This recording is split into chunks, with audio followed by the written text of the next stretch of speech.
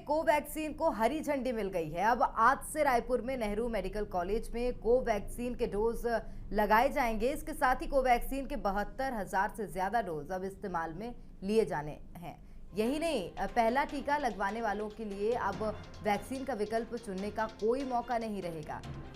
यानी vaccination booth में Covishield या कोवैक्सीन में जो भी टीका उपलब्ध रहेगा अब वही लगाया जाएगा। तीसरे ट्रायल के नतीजे आने से पहले कोवैक्सीन लगाने से पहले सहमति पत्र भरने का प्रोटोकॉल था, लेकिन अब ट्रायल के परिणाम आने के बाद फॉर्म भरना जरूरी नहीं होगा। कोवैक्सीन लगाने के बाद कोविशील्ड की तरह टीका लगवाने वाले व्यक्ति को आधा घंटा ऑब्जर्वेशन में रहना होगा। वहीं गर्भवती 18 साल से कम उम्र के लोगों को ये टीका नहीं लगाया जाएगा।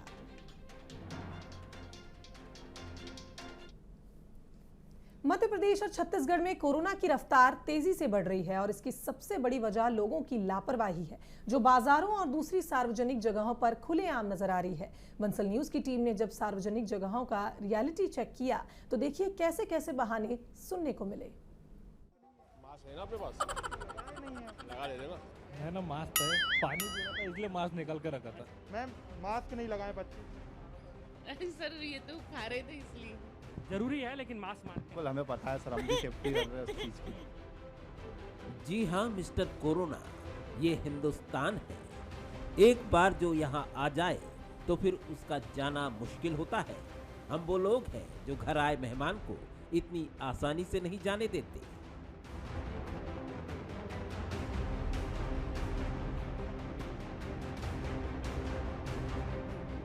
अब यदि महाशय कोरोना आप यहाँ से जाना भी चाहें तो हम आपको जाने नहीं देंगे, आपकी पूरी खातिरदारी करेंगे। आप खुद ही देख लीजिए यहाँ कितने लोग हैं जो कह रहे हैं ना जाओ अभी छोड़कर, कि दिल अभी भरा नहीं।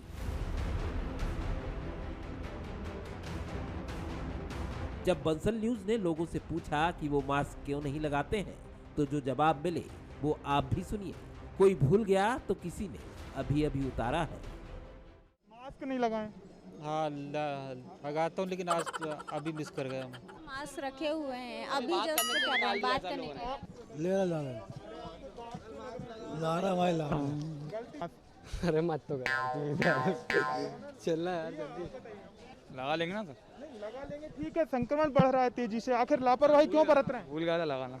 बच्चे के साथ है, संक्रमण तेजी से फैल रहा है, आपको तो नहीं करना चाहिए कम से कम। हाँ सही है। क्यों? आपसे जानना चाहूंगा, मास्क पहन लेते सर। कम से कम बच्चे को तो लगाना था। जी एक्चुअली अभी लगाए थे, अभी हम 2-3 जगह घूम के आए ना, थोड़ी वॉमिट टाइप की उसको भी हो रही थी, इसलिए वजह से भी थोड़ा निकाल दिया। हमारे इस अभियान में हमें ऐसे कई वैज्ञानिक टाइप के भी लोग मिले जिनके जवाब WHO सुन ले तो इनकी रिकमेंडेशन नोबेल पुरस्कार के लिए तो कर ही देगा। कोरोना खत्म हो चुका है क्या? हेलो, ये भाई साहब कोरोना खत्म हो गया क्या? ये मास्क नहीं लगाया, रखा हुआ है। तेजी से संक्रमण फैल रहा है, सार्वजनिक स्थान पर रखा आप काहे के हैं, लिए गाइडलाइन जारी सर? कर उसको दी भी है, चाट उसको खिलाएंगे अगर क्या जुर्माना है, पीयूष जी? इसलिए पता- मास्क रखा हुआ है क्या मास्क को चाट खिलाने लाए हैं? तो मास्क उतारना पड़ेगा ना। इसको सर लगा लीजिए। अगर लगाएंगे तो इसके जो जर्म्स होते हैं वो पूरे नीचे आएंगे, तो इससे अच्छा जब लगाएंगे ना तब हमें कहीं पे जाना। अरे इस पे नोबेल मिलना चाहिए सर, इनको क्या तर्क दिया है सर? नोबेल पुरस्कार मिलना चाहिए सर। गर्दन पे लगाने से क्या मतलब? देख ले, क्या यहाँ आना जरूरी है या कोई और ऑप्शन नहीं है आप लोगों के पास?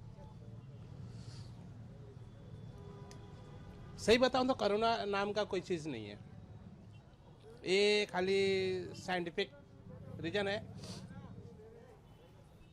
मेरा हिसाब से कोरोना कुछ नहीं है। आई डोंट नो, मेरा कोई तकलीफ नहीं है। मैं आज अभी भी मास्क नहीं लगाया हूँ, पहले भी मास्क नहीं लगाया हूँ, लॉकडाउन में भी मास्क नहीं लगाया हूँ। नहीं लगाना चाहिए मतलब मास्क आपके साथ? नहीं, ये मैं नहीं बोल सकता हूँ। तो यहाँ पर बड़ी संख्या में जो लोग हैं वो लापरवाही बरत रहे हैं। एक कपल भी जा रहे हैं, तो आप कपल लगा भाई बहन है तो आप मास्क नहीं लगाए हैं भाई। मास्क अभी निकाल दिया, मेरे को लंग्स में प्रॉब्लम है इसलिए ब्रीथलेसनेस हो रहा है। फैमिली के लिए तो खराब है ना आप लोगों को। हाँ, हम खुद स्टाफ नहीं है, पर मुझे थोड़ी ब्रीथलेसनेस प्रॉब्लम है भीड़ में, इसलिए निकाला है। विज्ञान ही नहीं, लोगों के पास सामाजिक टाइप के भी बहाने खूब है। अब आप भोपाल के न्यू मार्केट में शॉपिंग करने आए इस परिवार को ही सुन लीजिए। सब लोग लगाए हुए थे, मेरी नाक में सूखती है इसलिए लगाता हूँ मैं। सांस लेने सब लोग लगाए, बाकी लोगों देखिए सर, अभी निकाल लिया है। आप भी नहीं लगाए? मास्क रखे हुए हैं, अभी जस्ट कर रहे हैं बात करने के लिए। आपके मास्क न लगाने से आपके परिवार और आपके आस पड़ोस के लोगों को, तमाम लोगों को लगाए हुए बात करने के लिए निकाल लिया, बात करने के लिए जेब में ही रखे पड़े हैं सर, रखे हुए ऑलरेडी। ये आप देख सकते हैं, बच्चे को रखे हैं, छोटे से बच्चे। हाँ जी, मास्क नहीं लगाए, ये इसकी नाक की वजह से नहीं लगाया। क्या इंदौर, क्या भोपाल और क्या रायपुर कोरोना की रफ्तार दोगुनी हो रही है और लापरवाही उससे भी तेजी से बढ़ रही है। अब लोगों को कैसे समझाया जाए, ये प्रशासन ही नहीं, समाज के हर शख्स की जिम्मेदारी है। रायपुर से अभिषेक और इंदौर से पीयूष पारे के साथ आकर्ष शर्मा, बंसल न्यूज, भोपाल। वहीं खबर रायपुर से, जहां यूथ कांग्रेस मीडिया विभाग के अध्यक्ष बनाए गए निखिल द्विवेदी। आपको बता दें, छत्तीसगढ़ युवा कांग्रेस मीडिया विभाग की उनको जिम्मेदारी मिली। अखिल भारतीय युवा कांग्रेस के नेशनल मीडिया इंचार्ज ने नियुक्ति की है। तो आपको बता दें, अखिल भारतीय युवा कांग्रेस के नेशनल मीडिया इंचार्ज ने नियुक्ति की है। यूथ कांग्रेस मीडिया विभाग के अध्यक्ष निखिल द्विवेदी बनाए गए।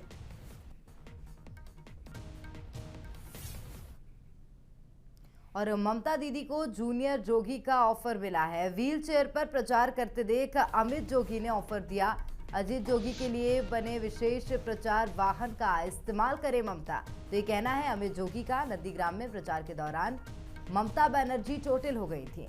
अमित जोगी ने ट्वीट कर ममता को ऑफर दिया। अजीत जोगी की चुनाव में प्रचार करने वाली तस्वीरें भी पोस्ट की हैं।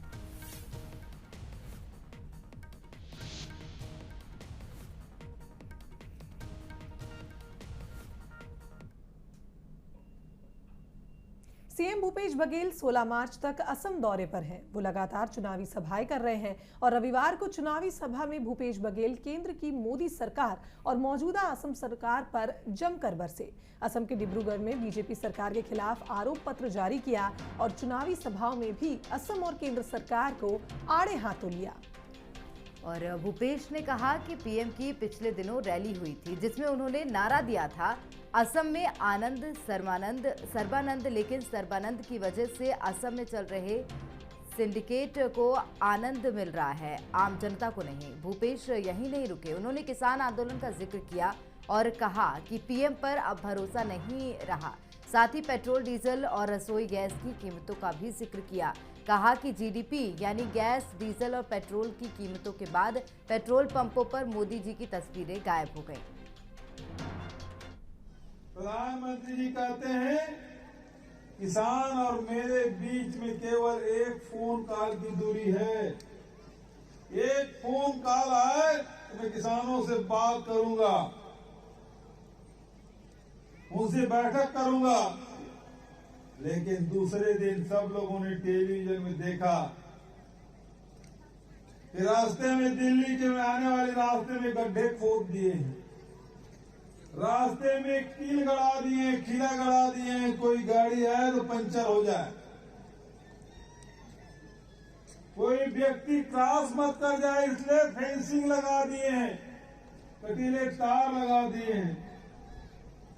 प्रधानमंत्री जी पे विश्वास अब रहा नहीं। आसाम में आनंद सर्वानंद, न मजदूरों को रेट मिल रहे हैं, न किसानों को दाम मिल रहा है, न बेरोजगारों को काम मिल रहा है, फिर भी आसाम में आनंद सर्वानंद। आसाम में आनंद है, लेकिन किसको है? किसको है? सिंडिकेट को है, कोयला सिंडिकेट को है सर्व आनंद। वो गाय तस्करी करने वालों को, वो जो सिंडिकेट है उसको आनंद है। सर्वानंद सिंडिकेट को आनंद। पहले पेट्रोल पंप में मोदी जी के बढ़िया मुस्कुराते हुए फोटो, दाढ़ी, छोटी छोटी दाढ़ी वाले फोटो रखते थे। अब तो दाढ़ी बढ़ गई है।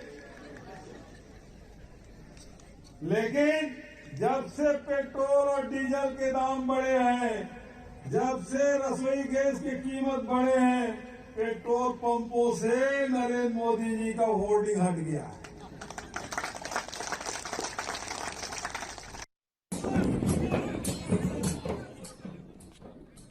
वहीं सीएम भूपेश बघेल असम की संस्कृति के रंग में भी रंगे नजर आए और बिहू डांस पर थिरकते नजर आए।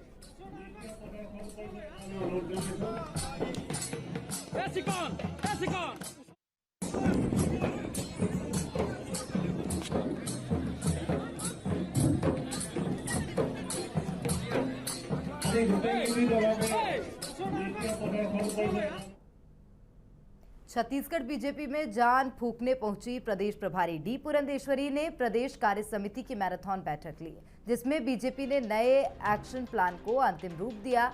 बैठक में संगठन के कामकाज की समीक्षा के साथ आने वाले दिनों में सरकार के खिलाफ सड़क पर उतरने का फैसला लिया गया। बैठक में प्रदेश की कानून व्यवस्था को चिंताजनक बताते हुए राजनीतिक प्रस्ताव भी पास किया गया। वहीं युवा मोर्चा की रुकी हुई नियुक्तियों पर भरने के निर्देश दिए गए। बैठक के बाद डी पुरंदेश्वरी ने कहा कि भूपेश सरकार जिन वादों के साथ सत्ता में आई थी उन्हें 2 साल बाद भी पूरा नहीं कर पाई। बीजेपी आश्वस्त है कि अगले चुनाव में जनता एक बार फिर बीजेपी पर भरोसा जताएगी। बहुत सारे वादा करके यहाँ भूपेश बघेल जी और कांग्रेस ने सत्ता में आई, पर अगर आज यहाँ मुड़कर देखेंगे तो एक ही जो वायदा उन्होंने किया था यहाँ के लोगों को, उनको he has not fulfilled much of the promises. So all of this जो भी whatever have been the failures of the government उस पे चर्चा हुई है और सभी ने आज इवन संगठनात्मक तौर पर हमारी पार्टी जिस तरह डायरेक्शन लेना है उस पे भी बात हुई है। And definitely we have been working for, कार्यकर्ता जुट गए हैं and they have literally promised themselves that they will ensure that Bharatiya Janata Party will come to power in 2023.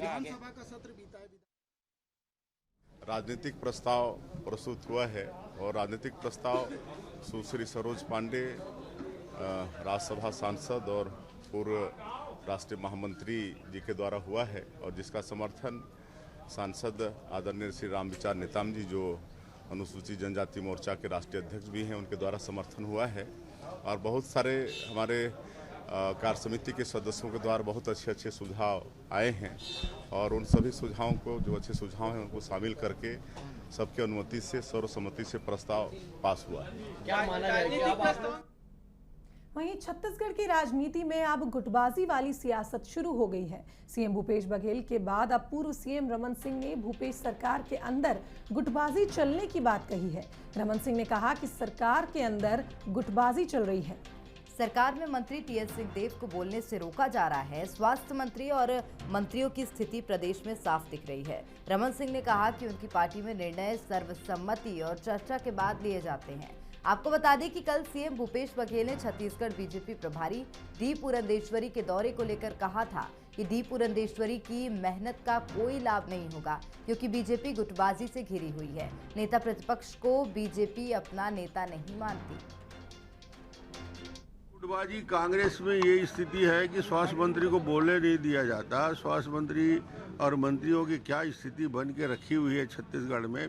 Bharatiya Janata party पूरी पार्टी एक मत है, पूरी पार्टी एक साथ काम करती है और भारतीय जनता पार्टी आज से नहीं, शुरू से ही हमारे कल्चर रहा है और एक साथ संगठन बैठकर निर्णय लेता है और उसका क्रियान्वयन होता है। क्योंकि भयंकर गुटबाजी है उसके भीतर में। नेता प्रतिपक्ष मानते नहीं, उनके साथ केवल रमन सिंह जी भर हैं, बचत उनके साथ कोई नहीं है।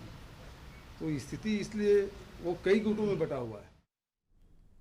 और बलरामपुर में भारतीय जनता युवा मोर्चा के जिला अध्यक्ष विकेश साहू कांग्रेस पर जमकर बरसे और शब्दों की मर्यादा तक भूल गए। कांग्रेसियों की पिटाई किए जाने के उनके बयान पर सियासी पारा चढ़ गया।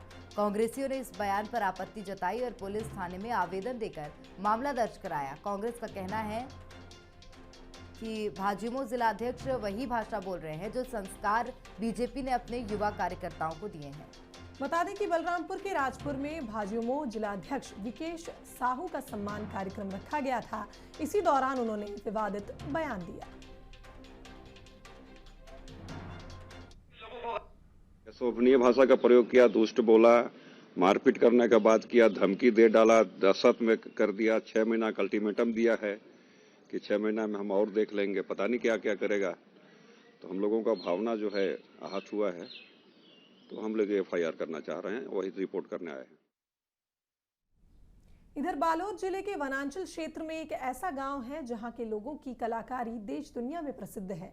यहां रहने वाले 50 से अधिक परिवार एक विशेष तरह के पत्थर को तराश कर मूर्तियां बनाते हैं। हम बात कर रहे हैं कुंडी पत्थर की, जो किले कोड़ा गांव के आसपास जंगल में भरपूर मात्रा में मिलता है। करीब 16 साल पहले तत्कालीन राज्यपाल ने इस गाँव को शिल्प ग्राम का दर्जा दिया था, लेकिन जंगल से पत्थर के खनन पर रोक लगने के बाद मूर्तिकारों के सामने बड़ी समस्या खड़ी हो गई है। लोगों की माने तो उन्होंने अनुमति के कई प्रयास किए मगर खनन की अनुमति नहीं मिली। वहीं इस संबंध में जब मंत्री अनिला भेड़िया से बात हुई तो उन्होंने कहा कि वे मूर्तिकारों को आगे लाने और सुविधा दिलाने के लिए भरपूर प्रयास करेंगे। हमारे गाँव में मुख्यमंत्री और राज्यपाल दोनों एक साथ आए रही से हमारे गाँव ला शिल्प ग्राम घोषित करे है, लेकिन हमारा अभी तक ओकर कोई लाभे नहीं मिले है। शिल्प ग्राम घोषित करके तो चल दिस, लेकिन हमारा अभी तक ना टूल्स मिले है काम करे बर, ना हमारा जंगल ले पत्थर लाए के ठीक से अनुमति नहीं मिले है। अभी तक चपरासी मन छेक रोक करथे और हमारा ठीक से ला नहीं दे। हमन में अतिक कला है कि हमन हाँ कतको बड़े मूर्ति काकरो मूर्ति बना सकते हैं, लेकिन उनमें सब दिक्कत जाते, पत्थर निकाले बर सब दिक्कत जाते। ग्राम किले कोड़ा के जो मूर्तिकार लोग हैं उनकी समिति मेरे पास भी आए थे कि हम लोग को ये सब समस्या है। मैं कलेक्टर साहब से बात की हूँ और उनको मैं पूरी उन्हें सुविधाएं मिले। उनकी जो कला को हमारे छत्तीसगढ़ में तो है ही जान पहचान, हम आगे भी उनकी कला को बढ़ाएं। वैसे भी हमारे मुख्यमंत्री चाह रहे हैं कि संस्कृति जो छत्तीसगढ़ की संस्कृति है, यहाँ की कला है, यहाँ की कलाकारों को आगे बढ़ाने के लिए बहुत बड़ी हमारी सरकार की योगदान रहेगी और मेरे क्षेत्र की बात है उसमें मैं पीछे नहीं हटूंगी। चलिए अब दंतेवाड़ा की बात कर लेते हैं, जहां 2 इनामी नक्सली गिरफ्तार हुए हैं। 2 लाख का इनामी पोजा माड़वी गिरफ्तार हुआ है। वहीं मुन्नाराम पोडियावी पर 1 लाख का इनाम घोषित है। डीआरजी के जवानों को सफलता मिली है। 2 अलग अलग थाना क्षेत्र से इन्हें गिरफ्तार किया गया है। तो एक आरोपी पर, एक नक्सली पर 2 लाख का इनाम घोषित था, वहीं एक पर 1 लाख का इनाम घोषित था। पुलिस को बड़ी सफलता मिली। दोनों नक्सलियों को पुलिस ने गिरफ्तार किया है। वहीं रायगढ़ पुलिस ने बैंक कैशियर को गोली मारकर फरार हुए 4 आरोपियों को गिरफ्तार कर लिया है। घटना 1 मार्च की बताई जा रही है, जब इन बदमाशों ने धर्मजयगढ़ के ग्रामीण बैंक के कैशियर पर कट्टे से फायर किया था और उनका बैग लेकर फरार हो गए थे। आरोपियों को उम्मीद थी कि उन्हें कैशियर के बैग से कम 10 से 15 लाख रुपए की मोटी रकम मिलेगी, लेकिन उसमें बैंक के कागजात के सिवाय कुछ नहीं था। पुलिस ने आरोपियों के पास वारदात में इस्तेमाल रिवॉल्वर, जिंदा कारतूस, खुखरी, 3 बाइक, मोबाइल और नकदी जब्त की है। एसपी संतोष सिंह के मुताबिक इस वारदात में 2 आरोपी और शामिल हैं, जिनकी गिरफ्तारी के प्रयास जारी हैं। इन सभी ने इस इरादे से ये लूट की थी कि वो व्यक्ति जो कैशियर है सोमवार के दिन भारी कैश लेकर के अकेले बाइक पे आता है, तो 10 से 15 लाख ये लोग कैश की उम्मीद कर रहे थे और इसकी बहुत ही सुनियोजित तरीके से प्लानिंग की थी। 6 आरोपी में से सभी के ये हार्डकोर क्रिमिनल्स हैं, इनके क्रिमिनल रिकॉर्ड्स हैं और एक ये डॉक्टर के मर्डर केस में भी 4 साल जेल में रह चुके हैं। साथ साथ बाइक चोरी के मामले इनके दर्ज हैं। हमारे यहाँ इसी साल एक लूट के मामले में भी इन्होंने अपनी संलिप्तता स्वीकार की है। और महासमुंद की बसना थाना पुलिस ने लाखों की नकदी के साथ एक युवक को पकड़ा है। दरअसल सिरपुर में अंतर्राष्ट्रीय बौद्ध महोत्सव के चलते पुलिस वाहन चेकिंग कर रही थी, तभी बलांगीर में से रायपुर आ रही एक बस में एक संदिग्ध व्यक्ति मिला। तलाशी के दौरान युवक के पास से 41,80,000 रुपए की नकदी बरामद हुई। वहीं युवक के पास इतनी बड़ी रकम के कोई कागजात नहीं थे। जानकारी के मुताबिक युवक का नाम नीतीश दास है, जो बलांगीर थाना इलाके के ब्राह्मण पारा का रहने वाला है। फिलहाल पुलिस आयकर विभाग के साथ मामले की जांच में जुटी हुई है। प्रारंभिक पूछताछ में उसके द्वारा यह बताया गया है कि ये मूलतः बलांगीर में एक प्रियंका ज्वेलर्स है जो इसका जीजा जी का है, और वहां से मैं पैसा लेके रायपुर से माल लेके आने इसके द्वारा बताया गया। किसके पास जाने बताने पर से इसके द्वारा ये बताया गया है कि वहाँ पे फिर मेरे जिया जी इनको फ़ोन करते हैं और फ़ोन पे जो शख्स आते हैं उनको मैं पैसा देता हूँ और उनसे डिलीवरी लेता हूँ। इसके बारे में भी हम लोग अभी इनकी पूछताछ कर रहे हैं और भी जिसकी वहीं जगदलपुर में बेहद शर्मसार करने वाली घटना ने दुष्कर्म किया। पुलिस के मुताबिक आरोपी ने बुजुर्ग महिला को किसी बहाने से अपने घर बुलाया और डरा धमका कर इस वारदात को अंजाम दिया। वहीं पुलिस मामले की गंभीरता को देखते हुए तुरंत एक्शन में आई। शिकायत मिलने के महज 12 घंटे के अंदर आरोपी को गिरफ्तार कर लिया। सीएसपी हेमसागर सिदार ने बताया कि आरोपी ने अपनी पत्नी की गैर मौजूदगी में बच्चों की देखभाल के लिए बुजुर्ग महिला को अपने घर बुलाया था। किसी को ये बात बताने पर जान से मारने की धमकी भी दी थी। पीड़िता के रिपोर्ट पर थाना कोतवाली में धारा 376 भारतीय दंड संहिता का अपराध दर्ज कर अनुसंधान में लिया गया था और इसमें थाना प्रभारी कोतवाली एमन साहू के नेतृत्व में आरोपी की पतासाजी की जा रही थी और अपराध कायमी के 12 घंटे के भीतर इस मामले के जो आरोपी हैं सुनील राव उम्र 32 वर्ष निवासी कालीपुर अटल आवास को जो है गिरफ्तार किया गया है और इसमें गिरफ्तारी के पश्चात आरोपी सुनील राव को न्यायालय रवाना किया जा रहा है। और आगे बढ़ेंगे। जशपुर में शादी समारोह के दौरान 2 नाबालिग लड़कियों को दुष्कर्म का शिकार बनाया गया। घटना आदिवासी कोरबा जनजाति की लड़कियों के साथ घटी। दोनों आरोपियों में से एक नाबालिग है। बताया जा रहा है कि आरोपियों ने लड़कियों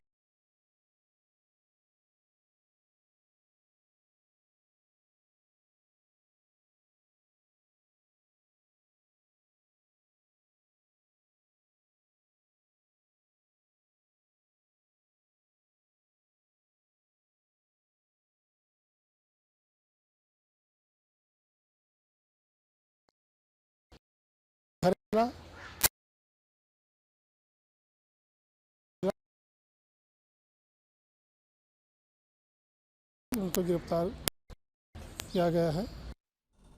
वहीं जशपुर वन मंडल हाथियों की समस्या से लंबे वक्त से परेशान है। इस समय दर्जनों हाथी जंगलों में विचरण कर रहे हैं।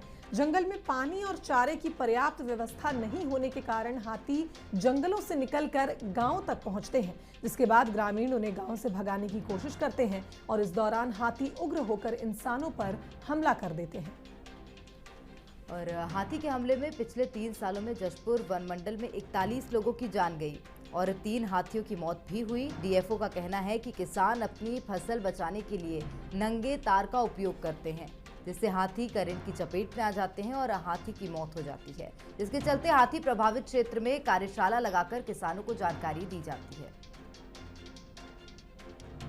जशपुर वन मंडल अंतर्गत विगत 3 वर्षों में लगभग 41 जनहानि हुई है और 3 हाथियों की मृत्यु भी हुई है।